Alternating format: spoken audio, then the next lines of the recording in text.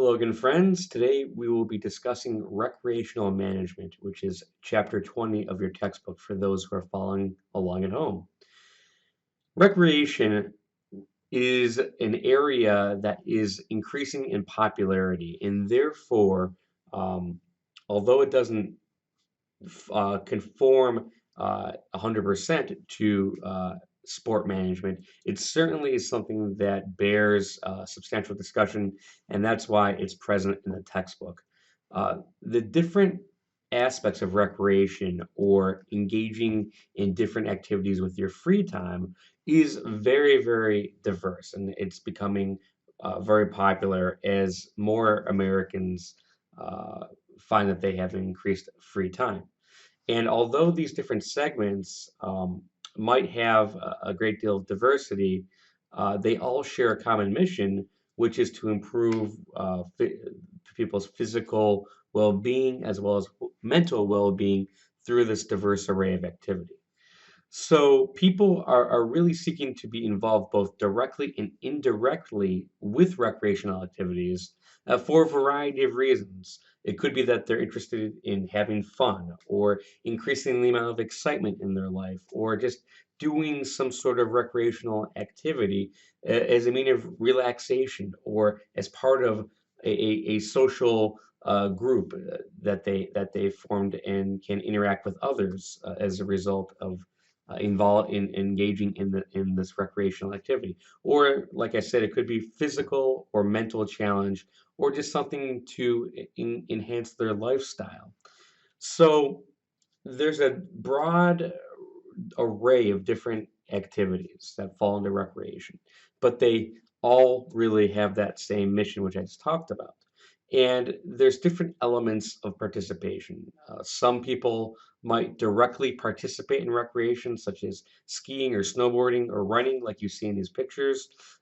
In these, they're actively performing an activity, whereas indirect participation would be more thinking about the spectator base. So you see the people in the background, and they're the ones who are cheering on the racer, and they are contributing to recreation through maybe paying, so economics, or going and physically traveling to a different location and being part of the tourism industry, like you see here. Some of these people in this marathon very well might have flown in, and that would help to contribute to recreation. So the history of recreation really started as Americans found themselves with increased leisure time. And this they had to thank mostly through the process of industrialization and urbanization. As work became more mechanicalized and less time intensive, whether it was working in factories or working on farms, people found that they had increased leisure time and they were needing something or some activities to fill that void. And recreation has increased in terms of how people perceive the importance of recreation. Of course, there's valuable research out there nowadays that shows the inherent uh, impact or the inherent value and great impact that recreation has on people's well-being, mental state of mind, and physical state of mind or physical well-being. And it's important for people to take advantage of recreation. It also has different aspects of improving one's individual well-being as well as improving the community's well-being. And this is where we see the government taking an active role in promoting recreation, and we see this as the government worked towards establishing this park movement, which was declaring different areas of the country and different lands to be owned by the public and open for recreation, physical activity, and to enhance well-being. So we've got a couple of pictures here. Central Park in New York as it was being created, and then Central Park as it exists today. And you can see within Central Park, there's different areas dedicated for walking or biking or physical activity and nature. And then there's also areas for games, so baseball or other sorts of games. And this is important because as these spaces are designed, they need to continue to evolve with the tastes and the advancements of society. So the textbook talks about the need for different public lands and recreation to be able to accommodate the increasing technological needs of the population. Of course, in addition to the parks movement, the rise of recreation was also aided by different private associations, whether it's the YMCA or other social clubs slash recreational establishments that were that were partially based off of religious foundations. We also had more secular groups like the local clubs or Boy Scouts, Girl Scouts, etc., and they help to increase the importance uh, of recreation through the use of outdoor lands and physical activity as support as a way to help with establishing the different sorts of foundational concepts of these clubs. Of course, World War II also was important because it helped to establish armed forces recreational activities and associations, which again pushed the importance of recreation in what that stood for into the public consciousness. And then over the years, we've also seen the emergence of public-private partnerships where government might work with private corporations or entities to lease out government lands to commercial enterprises to help to um, publicize and commercialize different aspects of recreation like skiing or hiking.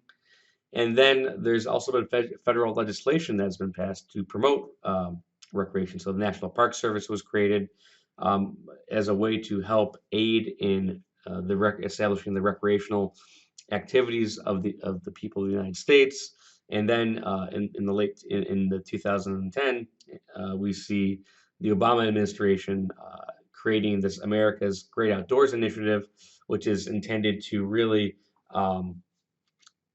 reconnect individuals with um, the natural elements that exist within the Park Service. And this Great Outdoors Initiative was a consortium or an agreement, a group between a group of federal agencies hoping to facilitate community-based recreation. So now we see different trends in participation. So the total number of participants is growing, and that's good news. And we're seeing this due to an increase in baby boomers becoming more involved with recreation through just walking or or taking part in the outdoors.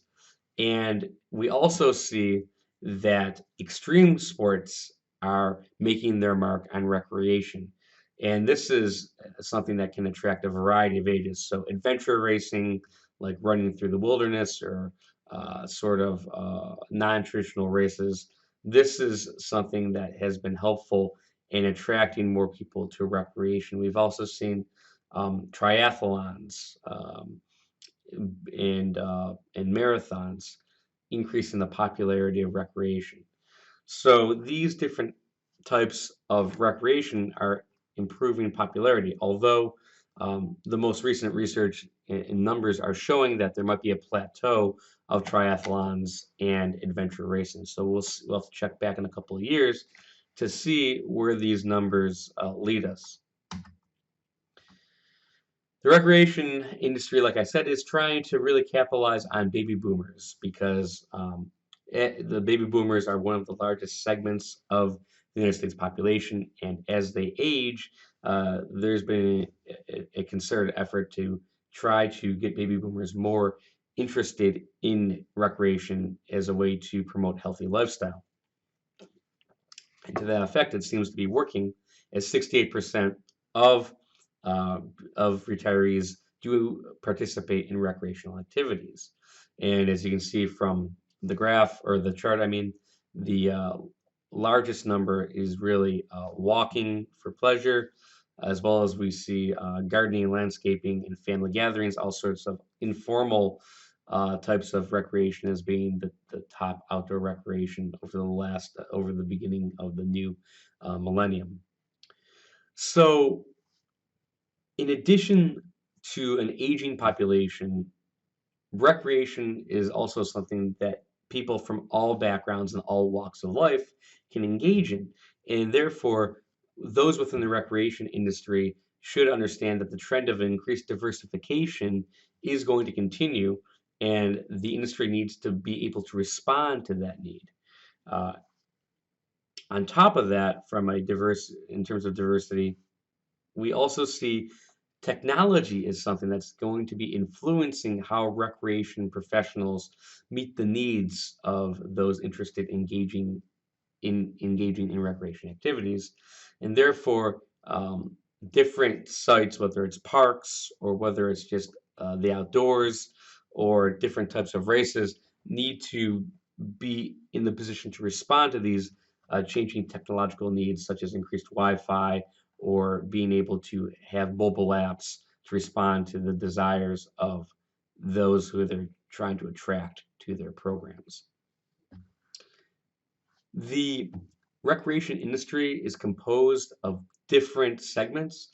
One of the major segments is community-based recreation, and this is really where we see government and community agencies playing a role. So governmental agencies can be something like park agencies or recreation departments, and they perform a variety of services to help aid people in recreation.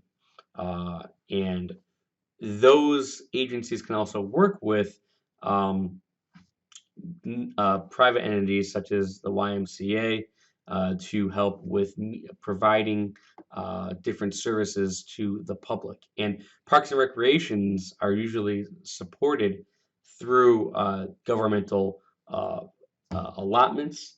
So that would be taxpayer money as well as user fees, or actually taxpayer allotments would be the governmental aspect, taxpayers, but then also the private community can also help to support that through user fees and sponsorships. Uh, as I mentioned, as part of the community-based recreation, could be different governmental entities, and we have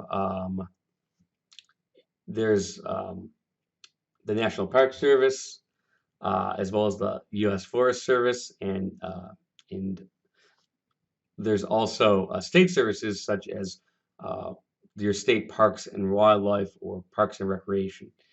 And these different governmental entities are owned by us, the taxpayer. They're governmental entities, and they exist to provide opportunities for recreation to us, the taxpayer.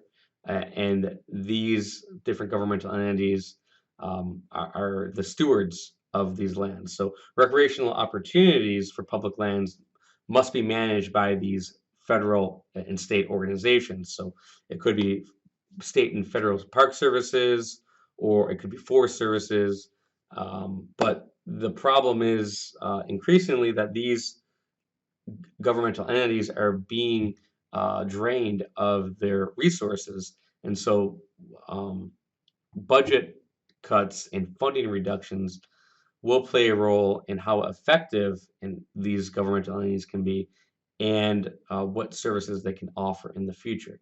Right now, the National Park Service employs about 30,000 permanent employees for the administration of 191 million acres of forest land. But um, as these entities are being defunded, uh, their effectiveness to respond to issues involving uh, making sure that these lands are open and available to the taxpayer, or making sure that the lands are not congested, will be impacted, that these will be challenging. So this is an issue for the future. Several other segments are military recreation and therapeutic recreation.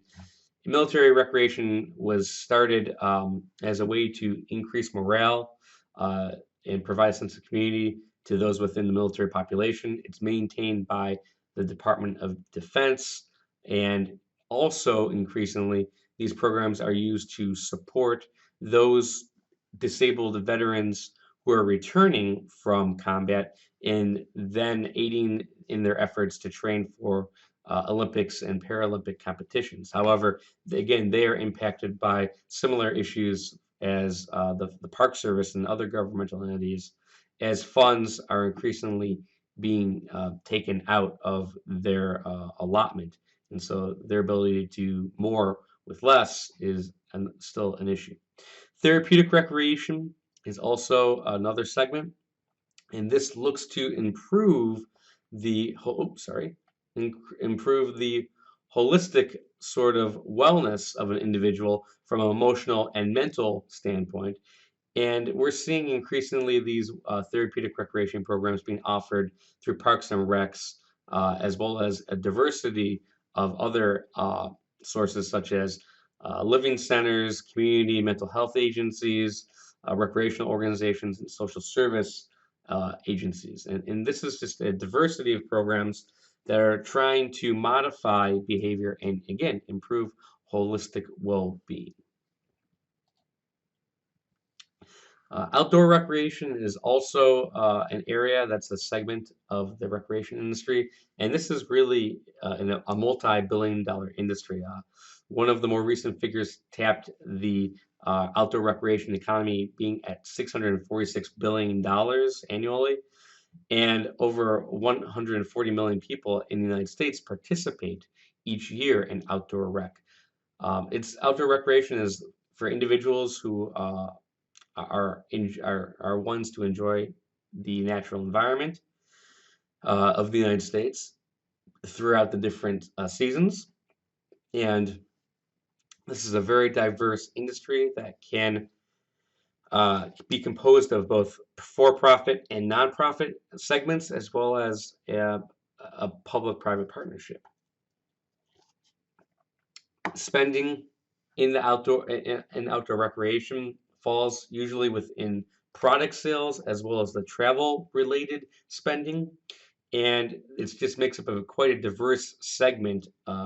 The outdoor recreation segment is very diverse in terms of the different activities that are offered. Finally, we have campus rec, and this is something that we probably are all familiar with uh, in terms of what rec offers. And so these are centers, recreation centers that are placed on college and university campuses, which offer a wide array of opportunities for students, faculty, and staff, and sometimes also the community at large. Most college students do participate in campus rec, and this could be, for our purposes, for future managers, a great training ground for anyone who wants to learn how to apply some of the trade from a recreation, whether it's outdoor activities or indoor activities or leadership activities. So this is something, an opportunity where many people can get training and on-the-job experience in recreation and put themselves in a great position for the future. Now we transition to opportunities for advancing your career. So recreation, the recreation sector does provide opportunities to work both indoors and outdoors for both public and private outfits. And here, you can learn about the different benefits that the recreation industry has. Some typical recreation positions are listed on this table.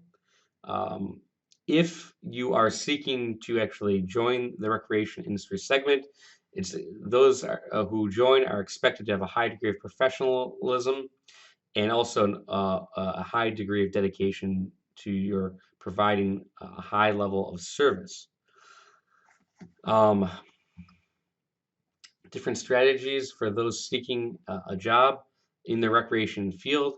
Um, you should uh, make sure that you're able to demonstrate that you do have instructional and programming skills, and that these skills are refined and can address several different areas, whether it's courses or different leadership aspects. These are important.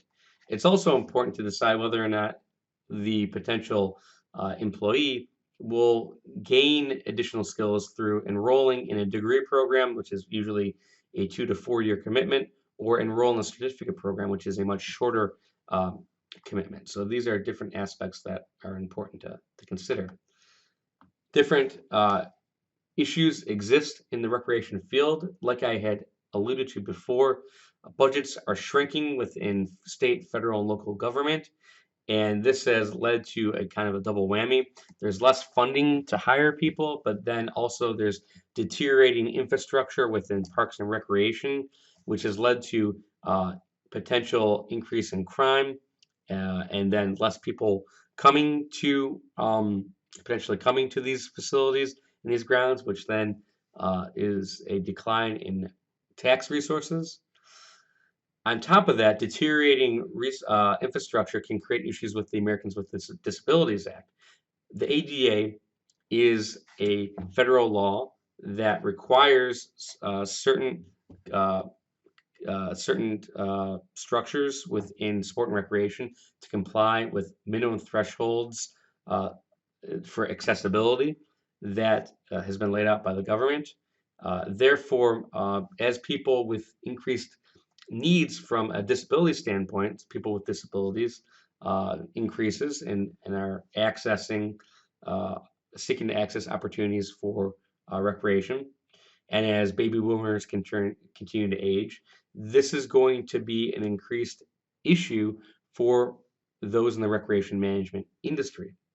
Therefore, people in leadership positions and programmers need to make sure that they design programs and facilities that can accommodate the needs of people with disabilities, and that programs are created to meet the needs of individuals with disabilities and don't deprive them of meaningful opportunities to participate. The final issue is risk management and um, making sure that recreation organizations and entities are aware of these current issues and can um, can account for decreasing budgets and an increased threshold of responsibility for the ADA are elements that should be put into a risk management plan.